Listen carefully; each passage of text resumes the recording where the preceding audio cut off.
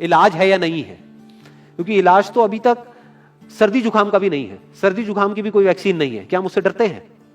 नहीं डरते हैं। क्यों? क्योंकि ज्यादा लोग नहीं मरते हैं। तो सबसे पहले डेथ रेट कैलकुलेट करते हैं कि एग्जैक्टली कितना है। कितने टेस्ट हुए? 40 लाख टेस्ट हुए, उसमें से 2 लाख लोगों को हुआ, तो नियर अबाउट एवरेज कितनी आई? 5%। अगर यही हमने 4 करोड़ टेस्ट करे होते तो कितने डिटेक्ट हो गए होते अब तक? 20 लाख हो जाते। 40 करोड़ करे होते तो कितने हो जाते? 2 करोड़ हो जाते। टोटल अगर कर लिए होते हमने टेस्ट 130 करोड़ का, तो कितना नंबर निकल करके आ जाता? Near about 5 crore. इसका मतलब 5 करोड़ लोगों को या तो आज की डेट में है या हो चुका है। और एक और मजे की बात यह है कि कोरोना में ऐसा नहीं है कि जिसको भी होता है उन सबके सिम्टम्स आते हैं। 80% से ज्यादा जो केसेस होते हैं वो असिम्टोमेटिक होते हैं, उनमें कोई सिम्टम्स नहीं आते हैं। यानी अगर मुझे हो गया है और मैं ठीक भी हो गया हूं तो मुझे पता तक नहीं है। वो तब मुझे पता लगेगा अगर मैं अपने टेस्ट कराऊंगा जिसको एंटीबॉडी टेस्ट बोलते हैं, और मेरी बॉडी में एंटीबॉडीज मिलेगी, तब मैं कह सकता हूं कि हाँ मेरे को था और वो ठीक हो गया है। तो अभी अगर हम बेसिक सी कैलकुलेशन करें तो 5 करोड़ निकल करके आ रहा है नंबर। उसमें से डेथ कितनी हुई है? 5,800।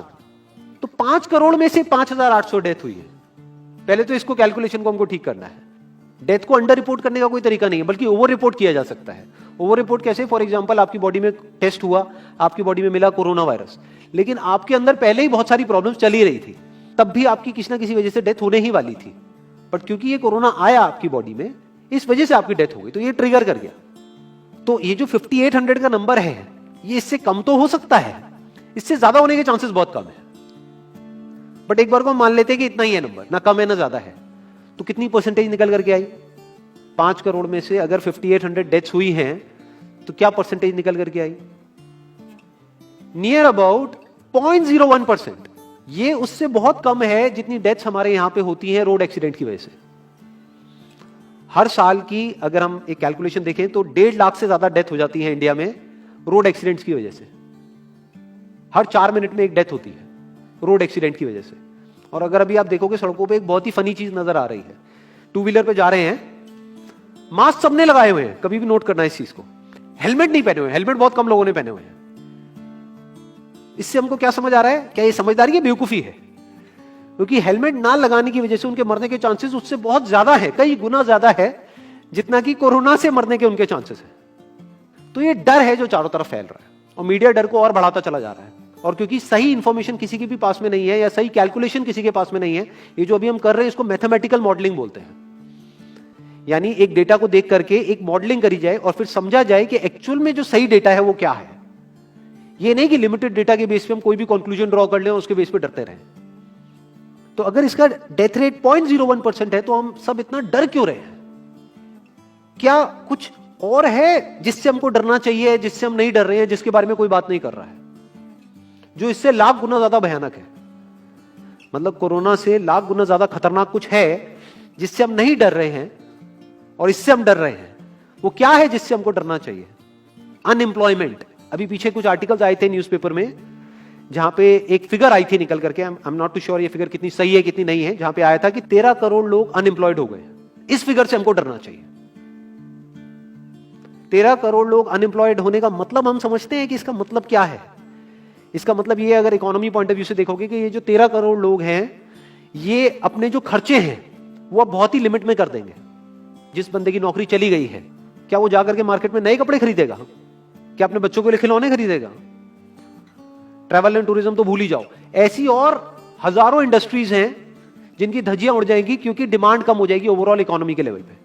जब डिमांड कम होगी तो क्या करना पड़ेगा इन ब्रांड्स को, इन कंपनीज को क्या करना पड़ेगा, इन मैन्युफैक्चरर्स को क्या करना पड़ेगा? अपनी सप्लाई को कम करना पड़ेगा। जितनी उन्होंने सप्लाई कम करी, अनएम्प्लॉयमेंट और बढ़ गया। कि आज जो नंबर 13 करोड़ है वो बढ़ करके कितना हो गया? 20 करोड़। यानी पूरा का पूरा लूप बन जाएगा। इस लूप को बोलते हैं रिसेशन, जो ग्लोबली ऑलरेडी रिसेशन आ चुका है।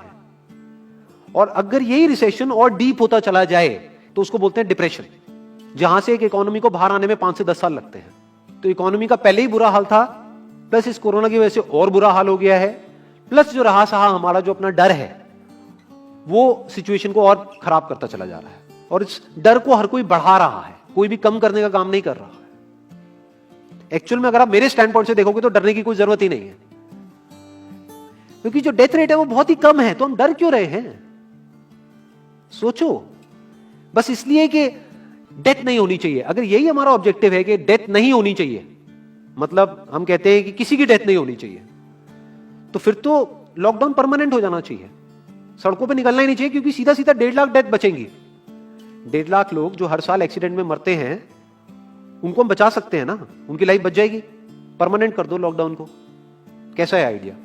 ये बिल्कुल ऐसा है जैसे मैंने एक आदमी की एक कहानी सुनी थी, उसके घर में एक चूहा घुस गया, तो उस चूहे को उसने पकड़ने की बड़ी कोशिश करी, लेकिन वो चूहे को नहीं पकड़ पाया। तो एंड में उसने क्या किया, घर पे आग लगा दी, अपने घर में आग लगा दी। उसके बाद भी चूहा तो बच करके निकल गया, घर चला गया, घर जल गया। यही हालत है इसकी, कोरोना की। इस डर को हमको खत्म करना पड़ेगा, तब जाकर के इस प्रॉब्लम का एक्चुअल में सॉल्यूशन निकलेगा, जो रियल प्रॉब्लम है। और रियल प्रॉब्लम कोरोना नहीं है। रियल प्रॉब्लम क्या है? हमारी जो इकोनॉमी है। रियल प्रॉब्लम क्या है? अनएम्प्लॉयमेंट। तो इस वीडियो के थ्रू मैं अपनी एक हम्बल रिकमेंडेशन देना चाहूंगा गवर्नमेंट ऑफ इंडिया को, या जो भी लोग एक पर्टिकुलर पोजीशन पे हैं उन लोगों को, कि हमको टेस्ट करने कम करने हैं, टेस्ट बढ़ाने नहीं है। अभी हम गलती क्या कर रहे हैं? टेस्ट बढ़ाते चले जा रहे हैं, जिसकी वजह से केसेस बढ़ते चले जा रहे हैं, जिसकी वजह से डर बढ़ता चला जा रहा है।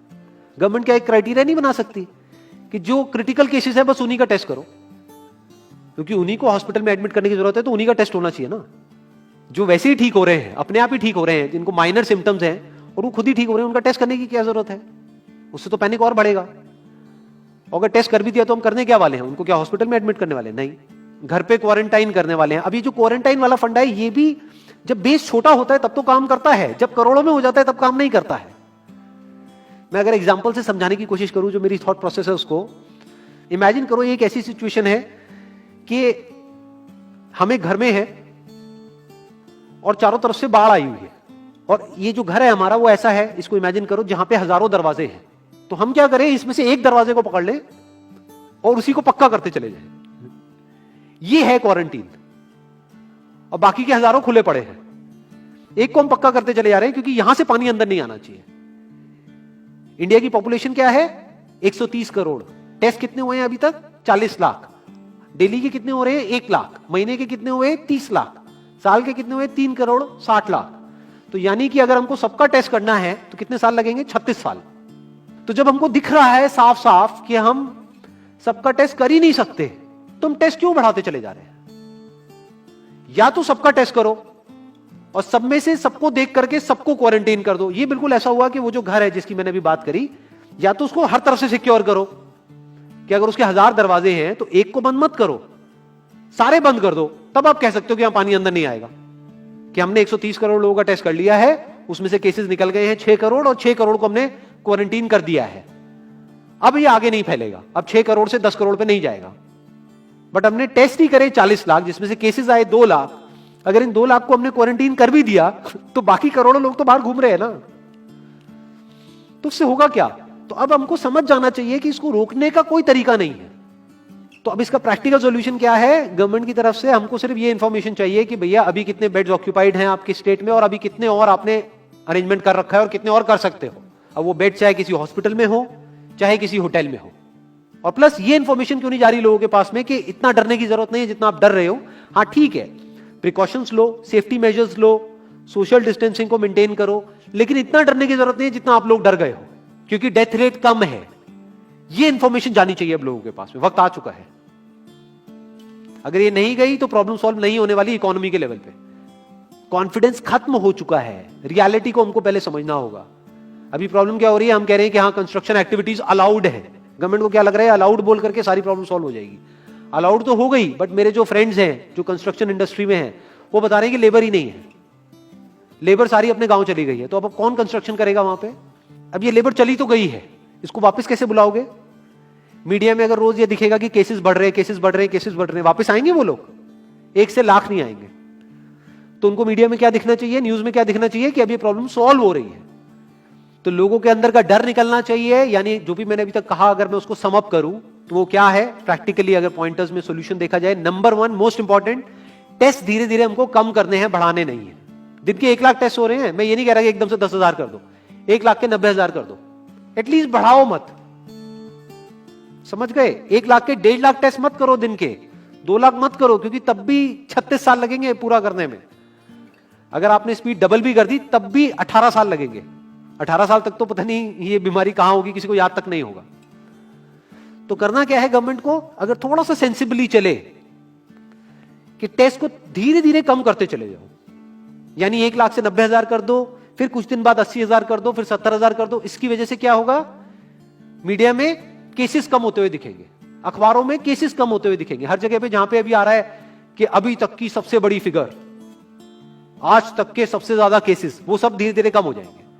कम मीडिया में पैनिक फैलेगा, कम पैनिक फैलेगा लोगों में, धीरे धीरे लोग बाहर निकलना शुरू होंगे, जो अभी नीड ऑफ द आवर है। धीरे धीरे लोग बाहर निकलेंगे, धीरे धीरे डिमांड बढ़ेगी, धीरे धीरे लोगों में कॉन्फिडेंस आएगा, धीरे धीरे लोग जो गांव चले गए हैं वो वापस आएंगे, एक्चुअल में काम शुरू होगा। ऑन पेपर नहीं कि काम शुरू हो गया है, एक्चुअल में लोगों का काम शुरू होगा, लोगों का काम शुरू होगा, इकोनॉमी शुरू होगी। बिल्कुल ऐसा है जैसे 2 महीने के लिए आप किसी गाड़ी को बंद करके कहीं पे रख दो गैराज में, तो क्या होगा, बैटरी डाउन हो जाएगी, उस वक्त क्या करना पड़ेगा, उसको धक्का मारना पड़ेगा। तो अभी उस धक्के की जरूरत है, जंप स्टार्ट की जरूरत है। अब जो टाइम है वो डरने का नहीं है, इस डर को खत्म करने का है, क्योंकि कोरोना ने जितने लोगों को नहीं मारा, ये डर मारने वाला है असलियत में। तो अब इस डर को खत्म करने का टाइम आ गया है। अब हम सबको मिलकर के दिमाग ये लगाना है, ये नहीं कि डर को कैसे बढ़ाएं, बल्कि दिमाग ये लगाना है कि डर को कैसे कम करें या खत्म करें, और लोगों के कॉन्फिडेंस को कैसे वापस से लेकर के आए।